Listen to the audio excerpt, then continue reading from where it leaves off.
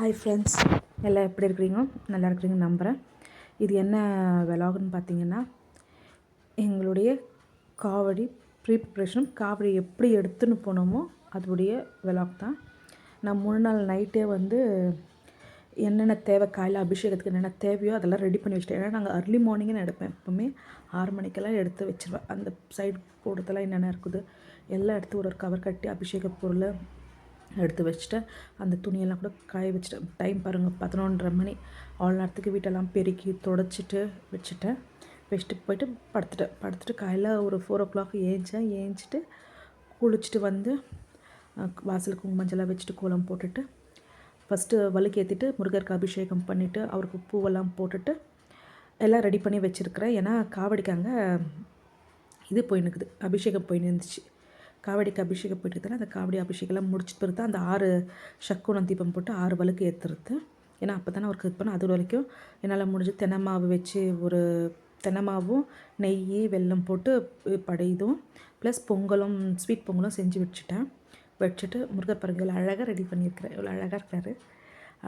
Ready பண்ணிவிட்டு இதுக்கு சென்டரில் அங்கே அபிஷேகமாக நடந்து முடிஞ்சிடுச்சு.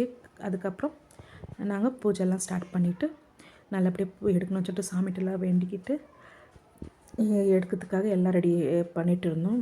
பாருங்கள் எப்படி இருக்குதுன்னு சொல்லிட்டு. எங்களால் முடிஞ்சது சிம்பிளாக தான் நாங்கள் பண்ணுவோம். ஏன்னா நாங்கள் இங்கே பெங்களூரில் இருக்கிறதால ரொம்ப பேரெல்லாம் வச்சு எடுக்கிறது. நாங்கள் ஃபேமிலி அப்புறம் என்னுடைய தங்கச்சி வீடு மட்டும் சேர்ந்து எடுத்தது பாருங்கள். 4 எங்கள் வீட்டில் எனக்கு, என்னோடய ஹஸ்பண்டு, 2 பசங்க 4 காவடி எடுப்போம். இது 5வது வருஷம் எங்களுக்கு. என்னோடய ஹஸ்பண்ட் சின்ன பையனுக்கு, பெரிய பையனுக்கு இது 6வது வருஷம். பாருங்கள் எல்லாம் ரெடி பண்ணி வச்சிட்டோம். ஆனால் இந்த வருஷம் பூ ரேட்டு மட்டும் பெங்களூரில் ஓவராக இருந்துச்சு. அரளிப்பூ மட்டும் ரொம்ப ரேட்டாக இருந்துச்சு. ஒரு மழமே 70-80 ரூபான்னு இருந்துச்சு. சரி சாமந்தி மல்லிப்பூ வேணுன்ட்டு பசங்களுக்கு என்ன அது வெயிட்டாக இருக்கும் இல்லை, அது நல்லா இது பண்ணிட்டு வச்சுட்டு நான் எப்போவுமே போகிறேன் என்னோடய முருகர் கோவிலுக்கு போயிட்டு. ஆனால் அழகாக இருந்துச்சு. ஏன்னா நாங்கள் காத்தால ஏன் போகிறோன்னா, நீங்கள் காத்தால எப்போ போனாலும் அழகாக அப்படின்னா காலியாக இருக்கும். சாமி திருப்தியாக பார்க்கலாம். நீங்கள் ஒரு 10-11 மணிக்கு மேலேருந்து நைட்டு எவ்வளோ நேரத்துக்கு போனாலும் ரஷ்ஷி ஒரு மாதிரி இருக்கும். பெங்களூரில் ஓவர் ரஷ்ஷியாக இருக்கும். அதெல்லாம் எப்போவுமே காலையில் போடுறது. காலையில் ஒரு 7 மணிக்கெல்லாம் நாங்கள் கோவிலூர் இருந்தோம்.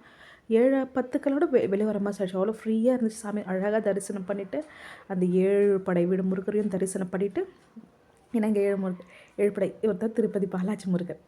7 படை முருகரையும் நாங்கள் தரிசனம் பண்ணிவிட்டு அழகாக வெளியே கொஞ்சோன்னு பொங்கல் கொடுத்தாங்க. அது சாப்பிட்டு விரதத்தை முடிச்சுட்டு வீட்டுக்கு கிளம்பி வந்துட்டு இங்கே எங்களுக்கு சொல்லி கொடுத்த பிரகாரம் வீட்டுக்கு வந்தோடனே தயிர் சாப்பாடு படைக்கணும்னு சொல்லிட்டு அது படைச்சிட்டு முடிச்சிட்டோம். பாய்.